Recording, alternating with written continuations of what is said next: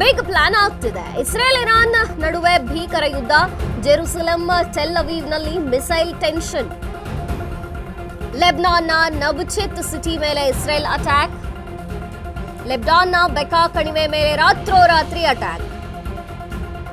ಕನಿಷ್ಠ 41 ಮಂದಿ ಕೊಂದಿದ್ದೇವೆ ಅಂತ ಹೇಳುತ್ತಿದ್ದಾರೆ ಇಸ್ರೇಲ್ ಪ್ರಧಾನಿ. ಬೈರುತ್ ಉಪನಗರ ಹರೇತ್ ಹಿರ್ಕ್ ಮೇಲೆ ಡೆಡ್ಲಿ ದಾಳಿ ಆಗಿರುವಂತದ್ದು. ಹಿಜ್ಬುಲ್ಲಾ ಸಂಘಟನೆಯಿಂದಲೂ ಕೂಡ ಇಸ್ರೇಲ್ಗೆ ತಿರುಗೇಟು.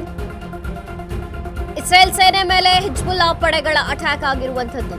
ಉತ್ತರ ಇಸ್ರೇಲ್ ಲೆಬನಾನ್ ಗಡಿಯ ಇಸ್ರೇಲ್ ಸೇನೆಯೇ target.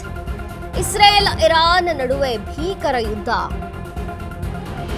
Jerusalem Tel Aviv missile tension. ಲೆಬನಾನ್ನ ನಬಿಚಿತ್ ಸಿಟಿ ಮೇಲೆ ಇಸ್ರೇಲ್ ಅಟ್ಯಾಕ್ ಮಾಡಿರುವಂತದ್ದು. ಲೆಬನಾನ್ನ ಬೇಕಾ ಕಣಿವೆ ಮೇಲೆ ರಾತ್ರೋರಾತ್ರಿ ಅಟ್ಯಾಕ್ ಆಗಿದೆ. ಕನಿಷ್ಠ 40 ಮಂದಿನ ಕೊಂದಿದ್ದೇವೆ, 41 ಮಂದಿನ ಅಂತ ಹೇಳ್ತಿದ್ದಾರೆ ಇಸ್ರೇಲ್ ಪ್ರಧಾನಿ. ಬೈರುತ್ ಉಪನಗರ ಹರೇತ್ ಹಿರ್ಕ್ ಮೇಲೆ ಡೆಡ್ಲಿ ದಾಳಿ ಆಗಿರುವಂತದ್ದು. ಹಿಜ್ಬುಲ್ಲಾ ಸಂಘಟನೆಯಿಂದಲೂ ಕೂಡ ಇಸ್ರೇಲ್ಗೆ ತಿರುಗೇಟು ಸಿಕ್ಕಿರುವಂತದ್ದು. ಇಲ್ಲಿ ಇಸ್ರೇಲ್ ಸೇನೆ ಮೇಲೆ ಹಿಜ್ಬುಲ್ಲಾ ಪಡೆಗಳು ಕೂಡ ಅಟ್ಯಾಕ್ ಮಾಡಿದೆ. ಉತ್ತರ ಇಸ್ರೇಲ್ ಲೆಬನಾನ್ ಗಡಿಯ ಇಸ್ರೇಲ್ ಸೇನೆಯೇ ಟಾರ್ಗೆಟ್. ಇಸ್ರೇಲ್ ಇರಾನ್ ನಡುವೆ ನಡೀತಿರುವಂತಹ ಭೀಕರ ಯುದ್ಧ. ಕನಿಷ್ಠ 41 ಮಂದಿಯನ್ನ ಕೊಂದಿದ್ದೇವೆ ಅಂತ ಇಸ್ರೇಲ್ ಪ್ರಧಾನಿ ಹೇಳ್ತಿರುವಂತದ್ದು. Jerusalem tell ಅವೀವ್ನಲ್ಲಿ missile tension. ಲೆಬನಾನ್ನ ನಬ್ಚಿತ್ ಸಿಟಿಯ ಮೇಲೆ ಇಸ್ರೇಲ್ ಅಟ್ಯಾಕ್ ಆಗಿದೆ. ಲೆಬನಾನ್ನ ಬೇಕಾ ಕಣಿವೆಯ ಮೇಲೆ ರಾತ್ರೋರಾತ್ರಿ ಅಟ್ಯಾಕ್ ಆಗಿರುವಂಥದ್ದು. ಕನಿಷ್ಠ 41 ಮಂದಿನ ಕೊಂದಿದ್ದೇವೆ ಅಂತ ಇಸ್ರೇಲ್ ಪ್ರಧಾನಿ ಹೇಳಿರುವಂಥದ್ದು. ಬೈರುತ್ ಉಪನಗರ ಹರೇತ್ ಮೇಲೆ ಡೆಡ್ಲಿ ದಾಳಿಯಾಗಿದೆ. ಹಿಜ್ಬುಲ್ಲಾ ಸಂಘಟನೆಯಿಂದಲೂ ಕೂಡ ಇಸ್ರೇಲ್ಗೆ ತಿರುಗೇಟು ಸಿಕ್ಕಿರುವಂಥದ್ದು. ಇಸ್ರೇಲ್ ಸೇನೆ ಮೇಲೆ ಹಿಜ್ಬುಲ್ಲಾ ಪಡೆಗಳು ಅಟ್ಯಾಕ್ ಮಾಡಿದ್ದಾವೆ.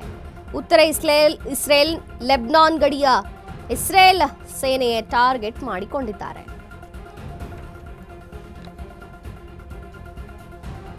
ಯುದ್ಧದ ಭೀಕರತೆ ಎರಡೂ ದೇಶಗಳ ನಡುವೆ ಭಾರಿ ಪ್ರಮಾಣದಲ್ಲಿ ನಡೀತಿರುವಂಥದ್ದು. ಸಾಕಷ್ಟು ಸಾವು ನೋವುಗಳಾಗ್ತಿರುವಂಥದ್ದು. ದೇಶಗಳೇ ಘೋಷಿಸಿಕೊಳ್ತಿವೆ, ನಾವು ಅಷ್ಟು ಮಂದಿಯನ್ನ ಬಂಧಿಸಿದ್ದೇವೆ, ಇಷ್ಟು ಮಂದಿಯನ್ನ ಕೊಂದಿದ್ದೇವೆ ಅಂತ. ಈಗ ಕೂಡ ಇಸ್ರೇಲ್ ಪ್ರಧಾನಿ ಹೇಳಿರುವಂಥದ್ದು ಕನಿಷ್ಠ 41 ಮಂದಿಯನ್ನ ನಾವು ಕೊಂದಿದ್ದೇವೆ ಅಂತ ಹೇಳಿಕೊಳ್ತಿದ್ದಾರೆ.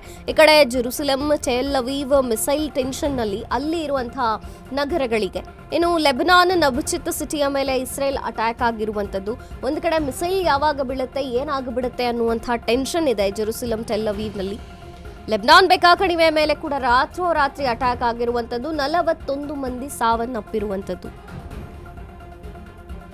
ಇರಾನ್ ಕೂಡ ಸುಮ್ಮನಿರುವಂತಹ ಲಕ್ಷಣವಿಲ್ಲ. ಇನ್ನು ಇಸ್ರೇಲ್ ಕೂಡ ಇದೇ ರೀತಿಯಾಗಿ ದಾಳಿಯನ್ನು ಮುಂದುವರಿಸಿದೆ. ಇನ್ನು ಹಿಜ್ಬುಲ್ಲಾ ಸಂಘಟನೆಯಿಂದ ಕೂಡ ಇಸ್ರೇಲ್ಗೆ ತಿರುಗೇಟು ಸಿಕ್ಕಿದೆ ಅನ್ನುವಂಥದ್ದು. ಇಸ್ರೇಲ್ ಸೇನೆ ಮೇಲೆ ಹಿಜ್ಬುಲ್ಲಾ ಪಡೆಗಳು ಅಟ್ಯಾಕ್ ಮಾಡಿವೆ.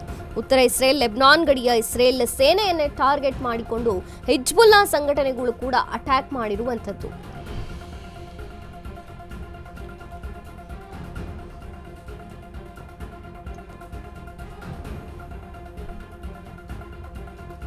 ವಾರ್ ಎಫೆಕ್ಟ್ ಇದು. ಸಾಕಷ್ಟು ಸಾವು ನೋವುಗಳು ಸಂಭವಿಸಿದೆ. ಆಯಾ ದೇಶಗಳ ಪ್ರಧಾನಿಗಳೇ ಮುಖ್ಯಸ್ಥರೇ ಹೇಳಿಕೊಳ್ತಿದ್ದಾರೆ ಇಷ್ಟು ಸಾವು ನೋವುಗಳು ಸಂಭವಿಸಿದೆ ಅಂತ.